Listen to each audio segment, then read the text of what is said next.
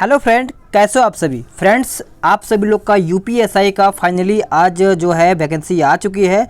तो आज हम पूरा इसके बारे में पूरा डिटेल के साथ देखेंगे कि आखिर इस नोटिफिकेशन में यूपीएसआई के बारे में क्या क्या दिया गया है, आपका क्वालिफ़िकेशन क्या होना चाहिए और उसके बाद आपका फिजिकल क्या होना चाहिए, मेडिकल वगैरह हर एक चीज़ के बारे में, सिलेबस के बारे में, सभी चीज़ों के बारे में बात करेंगे। और आपके पास कौन कौन सा डॉक्यूमेंट है, डॉक्यूमेंट को भी ध्यान में रखना है। अगर आपके पास नहीं है तो डॉक्यूमेंट को बनवा लेना है, नहीं तो आप यूपीएसआई का जो फॉर्म है नहीं भर पाएंगे। तो वीडियो को आप शुरू से अंत तक देखिएगा, आपको एक एक चीज़ के बारे में बता दिया जाएगा शुरू से अंत तक। चलिए वीडियो को शुरू कर लेते हैं। अगर आप सभी लोगों ने चैनल को सब्सक्राइब नहीं किया है तो चैनल को सब्सक्राइब कर लीजिए, बेल आइकन दबाइए ताकि आपको यूपीएसआई से रिलेटेड आपको क्लास भी चलाया जाएगा, प्रैक्टिस सेट और हर एक प्रकार की आपको यहाँ पे जानकारी दी जाएगी। तो चैनल को सब्सक्राइब जरूर कीजिएगा। तो सबसे पहले हम यहाँ पे बात करेंगे कि यहाँ पे टोटल आप सभी लोग का देखा जाए तो आपका यहाँ पे 9534 रिक्त यानी देखा जाए तो वैकेंसी यहाँ पे आई हुई है। ठीक है, यहाँ पे 9534 यहाँ पे वैकेंसी आई हुई है। बहुत बम्पर वैकेंसी है। अगर आप बिहार दरोगा की तुलना करेंगे तो वहाँ पे 2200 2300 या फिर 2500 यहाँ पे वैकेंसी आती है, लेकिन यहाँ पे अच्छा खासा यहाँ पे वैकेंसी आई हुई है। जनरल कैटेगरी, ओबीसी, ईडब्ल्यूएस वगैरह हर एक प्रकार में देखेंगे तो आपको बहुत अच्छा खासा यहाँ पे वैकेंसी दिया गया। तो तैयारी इस बार अच्छे से करना है, पूरा बेहतर तरीके से 3 या 4 महीने का हम लोग टाइम लेंगे, पूरा तगड़े तरीके से हम तैयारी करेंगे। तो सबसे पहले हम यहाँ पे देखेंगे कि आप सभी लोग का यहाँ पे जो जनरल कैटेगरी है यानी अनारक्षित देखा जाए तो यहाँ पे 3613 पोस्ट यहाँ पे जनरल कैटेगरी यानी जो अदर स्टेट से फॉर्म भरेंगे उन लोगों के लिए आपका यहाँ पे लमसम 3500 पोस्ट दिया गया है। अगर हम बात करें यहाँ पे ईडब्ल्यूएस तो इसमें आपको 10% का आरक्षण मिलेगा और 902 पोस्ट यहाँ पे दिया गया है। और ओबीसी के बारे में बात करेंगे तो यहाँ पे ओबीसी में 27% आपको यहाँ पे छूट मिलेगा और ये छूट कैसे मिलेगा सभी चीज़ें आपको बताया जाएगा। और ओबीसी में देखा जाए तो 2437 आपका यहाँ पे पोस्ट है। इसी तरीके से अनुसूचित जनजाति 21%, 1895 और अनुसूचित जनजाति 2% आपका 180। टोटल देखा जाए तो आपका 9000 देखा जाए तो 9027 यहाँ पे पोस्ट दिया गया है। ठीक है, तो टोटल यहाँ पे आपका 9534 है। टोटल आपका 9534 है, क्योंकि यहाँ पर और भी वगैरह सब यहाँ पे दिया गया, स्वतंत्रता संग्राम वगैरह ये सब यहाँ पर भी थोड़ा बहुत पोस्ट दिया गया है।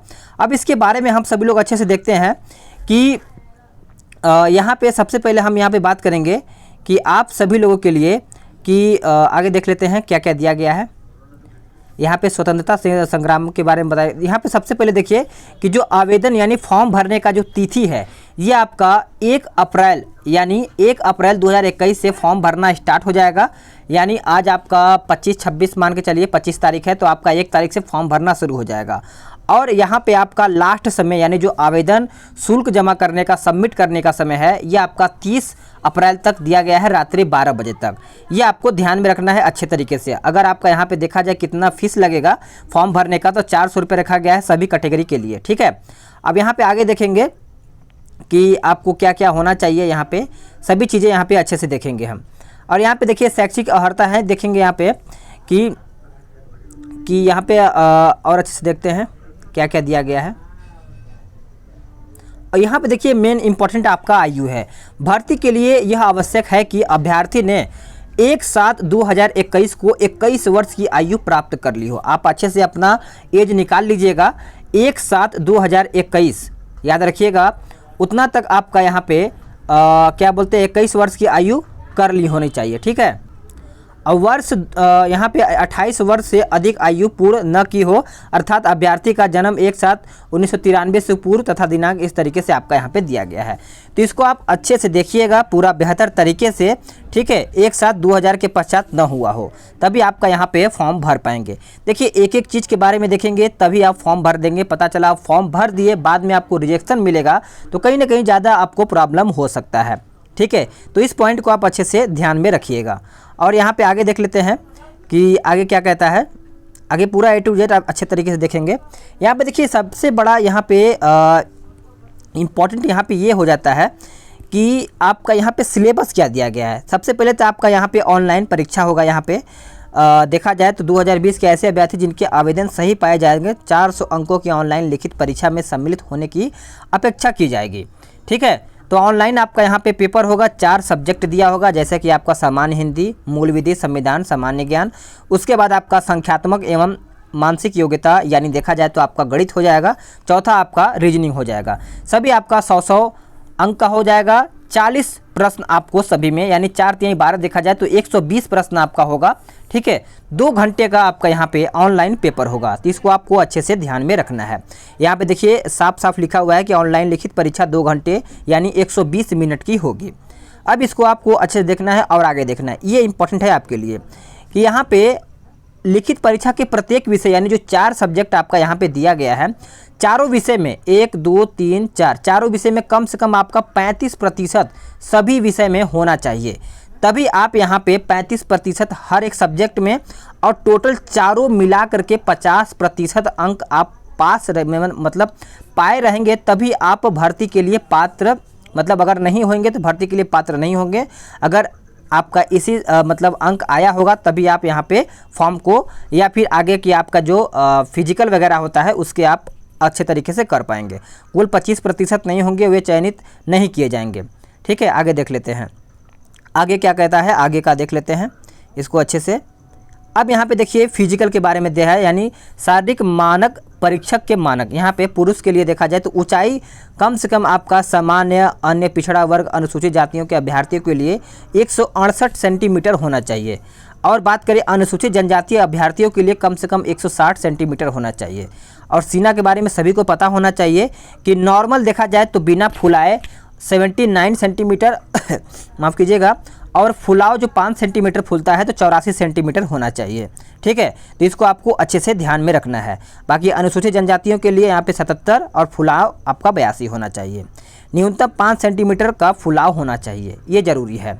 और आगे देख लेते हैं महिलाओं के लिए। महिलाओं के लिए क्या है कि ऊंचाई देखा जाए तो 152 सेंटीमीटर यहाँ पे होना चाहिए सामान्य, पिछड़ा वर्ग, अनुसूचित जाति महिलाओं अभ्यर्थियों के लिए। और बात करें यहाँ पे अनुसूचित जनजाति के महिलाओं के लिए यहाँ पे कम से कम 147 सेंटीमीटर होना चाहिए।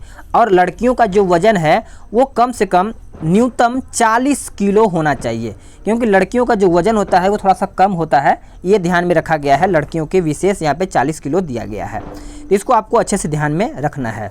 और यहाँ पे बात करें शारीरिक दक्षता यानी जो फिजिकल होगा, फिजिकल में क्या क्या है, तो सबसे पहले आप सभी लोग याद रखिएगा कि लड़कों के लिए यहाँ पे 4800 मीटर यानी 4.8 किलोमीटर की दौड़ 28 मिनट में पार करना है।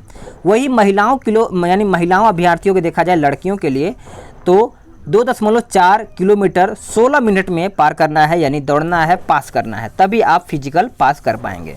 तो दोनों लोग के बारे में बता दिया गया है, इसको अच्छे से आप देख लीजिएगा।